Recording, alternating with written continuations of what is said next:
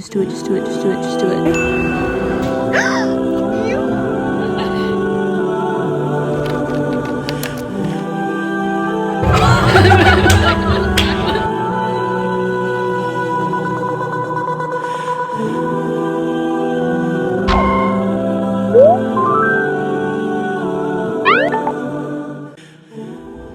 Hello internet. So here are a bunch of clips from this week I took with me also talking about what's been on my mind lately over them. I've had fun with friends and going places and trying to stay busy, but I've also been very aware of my shortcomings lately. My lack of discipline, stamina and strength, both physical and mental. Say that again? Yeah. Say that again? I said you're dressed like such a bum right now. She looked like a GTA 5 Oh my god, the Fruitopia tongue. Like, jogging.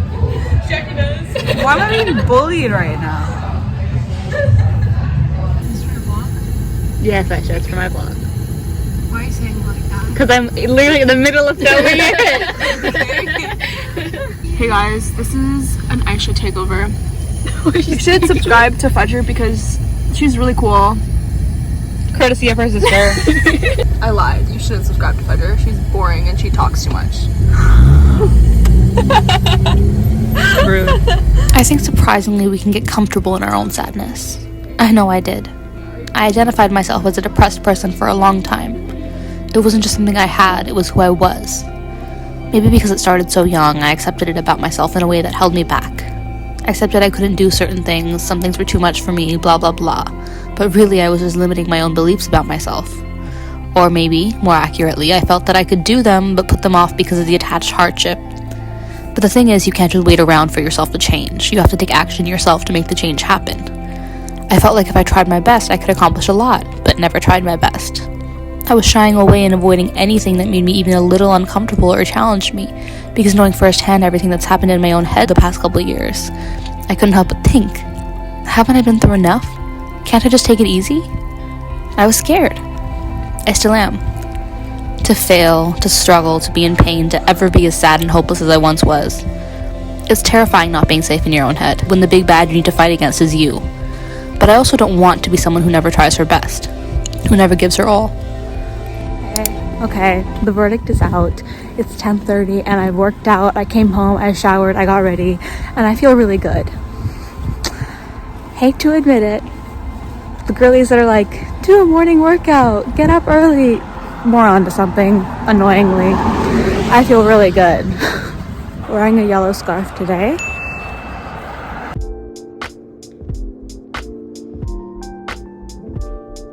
Now my room is just like an absolute mess.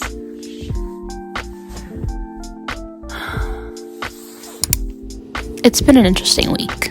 I've been busy every day, studying, or looking like I was studying at least, as one does when going to a cafe or library, going to the gym, working, procrastinating, watching forms of media to numb my mind and avoid all my problems and worries. You know, the usual. Working out has been making me feel good, happy and energized, especially in the morning, so I'm hoping it's a long-term thing.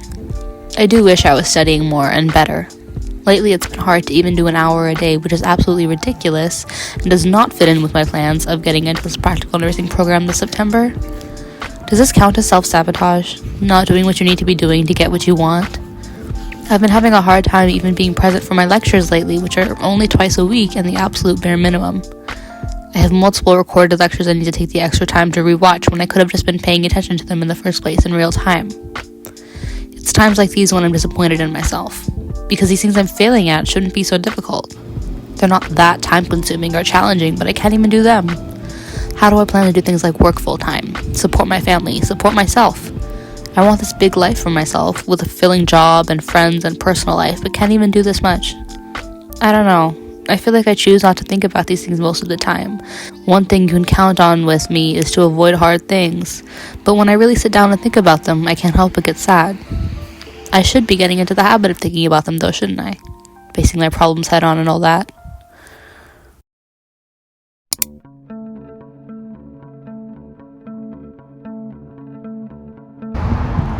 I love the sky in the winter. Winter specifically? Halloween or the summer, like it's very, very, very safe.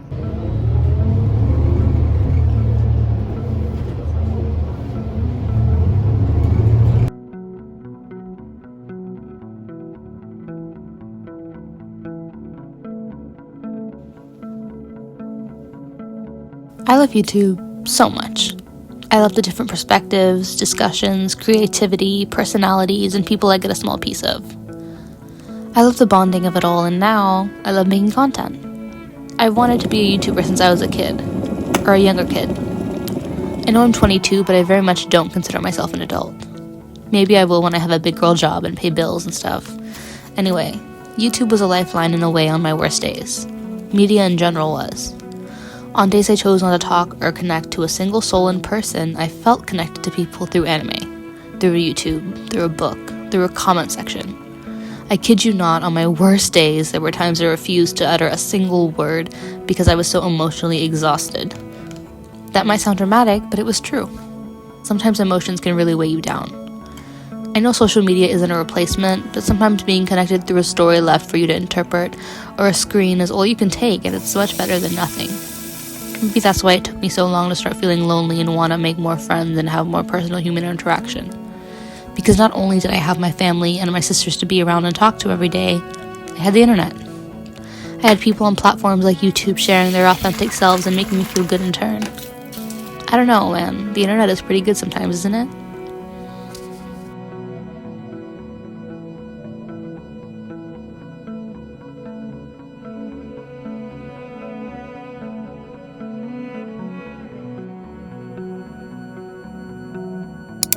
I woke up at like 6:30 a.m., prayed, uploaded my YouTube video. It's still processing. I cleaned all of downstairs. I had breakfast, and now I'm heading to my counseling appointment. And then I have work later, but it's been productive so far. It's been good. I worked out every day for the last 3 days in the gym, so I think today we're just gonna do something like chill, but still like some movement.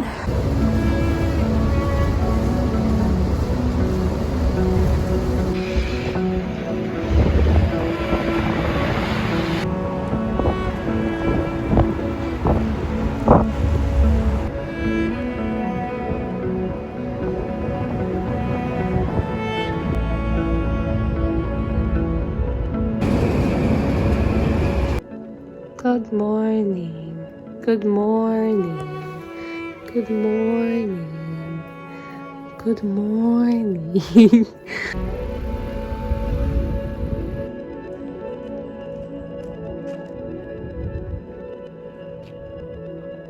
I am so sore, and I have 3 minutes until my lecture starts, but I have this waffle cookie, and it's so good. And this is the last one, and I don't know what I'm gonna do with myself.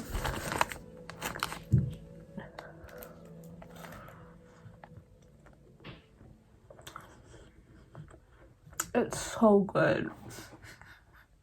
Circling back to not feeling like an adult, I think more than anything, it's more that I don't feel like I deserve that title. I feel like I haven't done anything to earn it. I feel embarrassed calling myself one. Why is that so hard for you? I don't know. Just do it. Just do it. Just do it. Just do it. Just do it. Just do it. Just do it. Just do it. Please.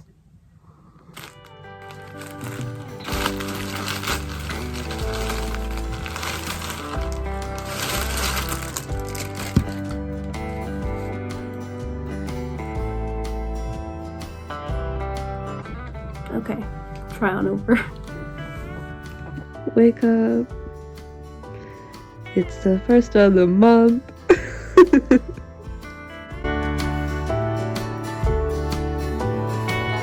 This bookstore my friend and I visited was the absolute cutest and coolest place, and I want to work there so bad.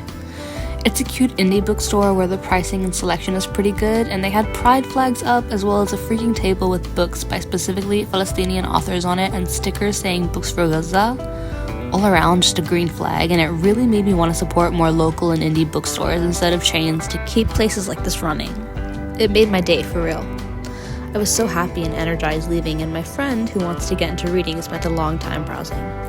While I spent my time looking at fun romances and fantasies and manga, she was looking at historical fiction.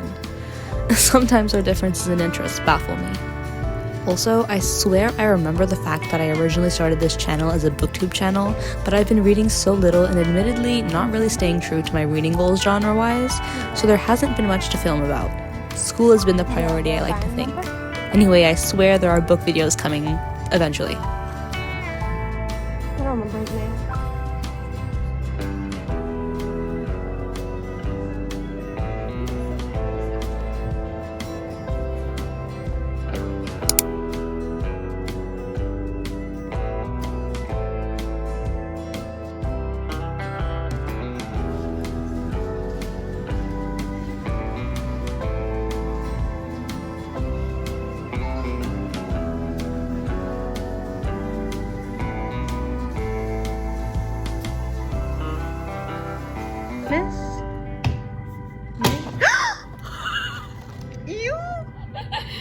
My hyperfixation of the week was moving to Scotland or Ireland. I spent hours researching study abroad programs and nurse and midwife salaries in places in the UK. I don't know if it's because I happen to be at the age where people are expected to graduate, even though I feel like it's also pretty common now to take longer than the standard 4 years to finish a bachelor's, but I really want to travel lately. I want to live somewhere that's not America or Canada. When I graduated high school, I knew at that age it was a common sentiment to want desperately to move out and be on your own, but my priorities were in a different place. My dad was sick at that time, and I wanted nothing more than to stay near home and soak up these last few years my sisters and parents would all still be under the same roof, because I knew I had my whole life to be on my own. To move far away and live my own life. I think I'm finally ready to at least make plans for that now. I'm not desperate, but I am excited.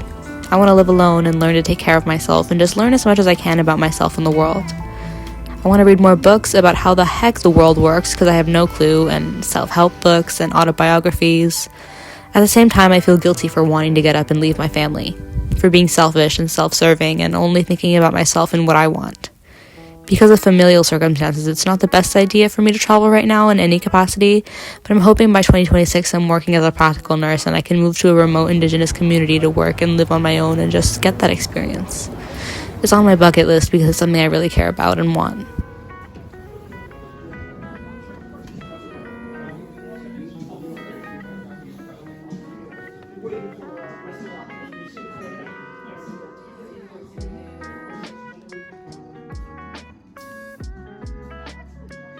The people sitting next to my friend and I at this cafe we were killing time at were having a date, and my friend and I decided to be creepers and stay silent instead of having our own conversation to eavesdrop on theirs. We put our name down nearby at Vaughn's because I saw and really wanted to try their halal burrito tacos on TikTok, but they told us it would be a 25-minute wait and it ended up being 2 hours. By the time they called us, we decided to go to a nearby Lebanese place instead because I'm always down for a good kebab. Some would call me a kebab girly. We talked about a lot of things while we ate, one of which was what I'd do if this whole nursing and midwifery thing doesn't work out. Who knows, maybe I'm not cut out for the schooling, or I get into healthcare and then I hate it. I said maybe something to do with marketing or computers, and of course got all excited imagining this whole life for myself where I could have a low-stress computer job and travel while working remotely.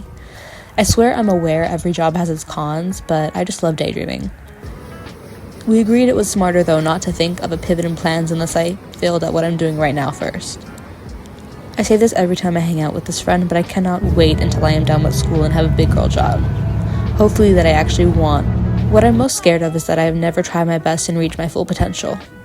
I guess it's a problem of lack of trust in myself that can only be remedied with hard work and results. That's what all this comes down to, I guess. Creating a life for myself I love and proving to myself I can do what I set my mind to. Anyway, thanks for spending the week with me, and see you next time, hopefully. I know this was a different, but I hope in a good way. Love you, Internet.